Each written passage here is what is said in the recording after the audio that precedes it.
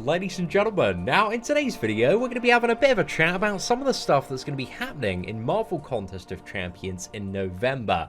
And this month, October, has been a little bit lame, man. There's not really much going on. The Summoner Appreciation calendar has dried up, and the side event, it just kind of sucks. It's not really that exciting. It's missing like any champion gain at all. But this event, man, looks really, really interesting. It looks like there is so much to next month in terms of what's being released. So after a very dry and disappointing month, this month, you know, November, it looks like it's going to spark a bit more excitement, and hopefully leading into December, you know, we're going to have a really good couple of last months in this year. So let's have a bit of a chat about some of the stuff that's going to be happening. So as you might be able to tell by the cover image, Dr. Doom is going to be one of the two new champions released next month alongside Mr. Fantastic. So it's a big month, man, for Marvel fans, especially if you've got like any member of the Fantastic Four, because apparently Mr. Fantastic is going to have some synergies that kind of act as a team leader and make all of those champions significantly more powerful. So Mr. Fantastic, I think he's, you know, hopefully going to be really, really hype, but also Dr. Doom. I was having a bit of a chat with one of the QA testers at Kabam at Comic-Con, and he was saying that he was kind of liaising with the designer of Dr. Doom, and you know, like Infinity War, Iron Man, and Domino, they just have a laundry list of abilities and do so much like different stuff, have so much utility. Apparently Dr. Doom, at the time of chatting with this developer, was like that, and he was going back and being like, dude, this is so much to the character, but the designer was like, dude, it's Dr. friggin' Doom, he's got to have all the abilities, do all of the stuff. So yeah, I'm really hopeful that Dr. Doom is in the right hands there, and that he can become the beyond god tier mystic that we need him to be. So I'm very hopeful for Dr. Doom, but there was a lot of hype, a lot of excitement, and a lot of enthusiasm toward both of these characters from my chats with developers at New York Comic Con.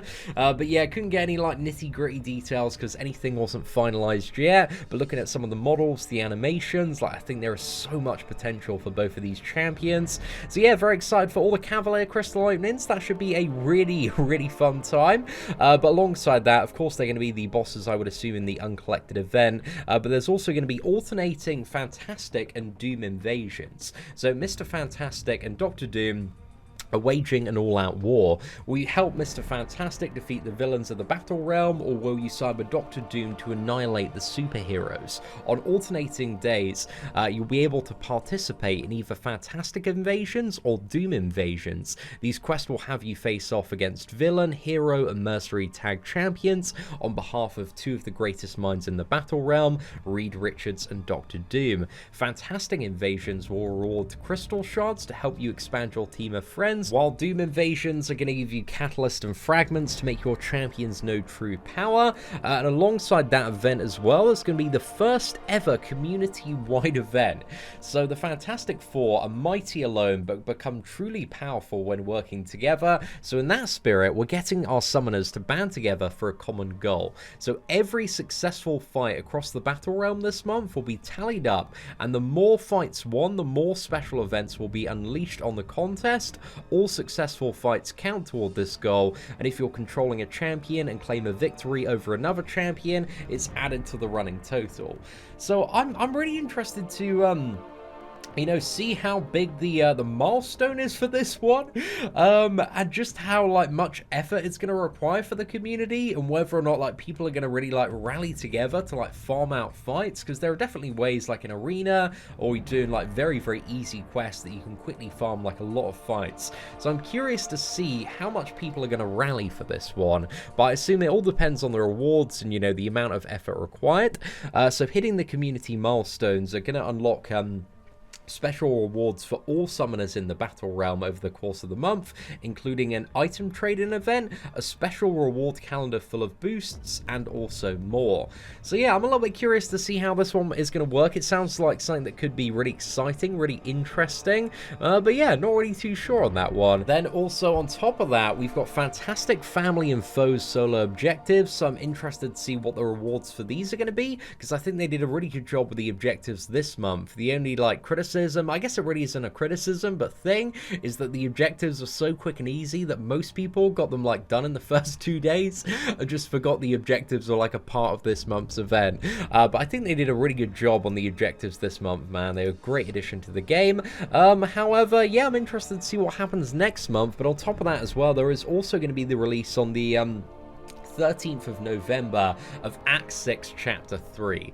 Now, I'm looking forward to this one, man, because there are going to be like a load of champion gates like there were in Act 6 Chapter 2, but there's going to be a lot of weird nodes and a lot of boosts as well that are provided, I think, via these like Karina scrolls or something along the lines of that. Like, from what I've heard about the beta so far, Chapter 3 looks a lot better than Chapter 2, so I'm curious to see what the difficulty is going to be like, but I'm more curious to see what the rewards are going to be like, because we're getting very, very close to the initial completion and also exploration of Act 6. So yeah, really excited for that, man, because when it comes to Act 5, like the completion and exploration for like 5.1, 5.2, the rewards just suck, but then once you get to like 3 and 4, the rewards start getting a lot more exciting. So I'm not too sure if for 100% we're going to start to see like a 6-star awakening gem, but you know, it could potentially be a little bit possible there. So yeah, I'm curious to see how that rollout is going to turn out, but very, very excited for it, man. The live stream should be a proper fun time. Then next up, we have some great news. Colossus and Old Man Logan are finally going to be buffed, man, and I'm so excited for this. The gameplay videos are going to be mad, and yeah, I just can't wait to play around with the buff version. Like, looking at the beta, both champions look so much better, man. At least high demigod tier for the both of them, but they might have like buffed them up a little bit more or kind of taken them down a little bit. It has been, I think, about like two and a bit months since we saw the beta for these champions, so I think it is fairly likely that they have been adjusted in some way, shape or form before their release. So hopefully they've been taken up, you know, a little bit each, but the buffs of both of the champions, again, we're looking really, really good. So yeah, I'm excited to do some more gameplay videos on both of those characters and explore them after their buff, but about time, man. Feels like we've been waiting about half a year for these champions to get buffed after the initial poll, but yeah, it should be a really, really good time. And then we got the Hulkbuster buff coming up, I would imagine fairly early next year as well.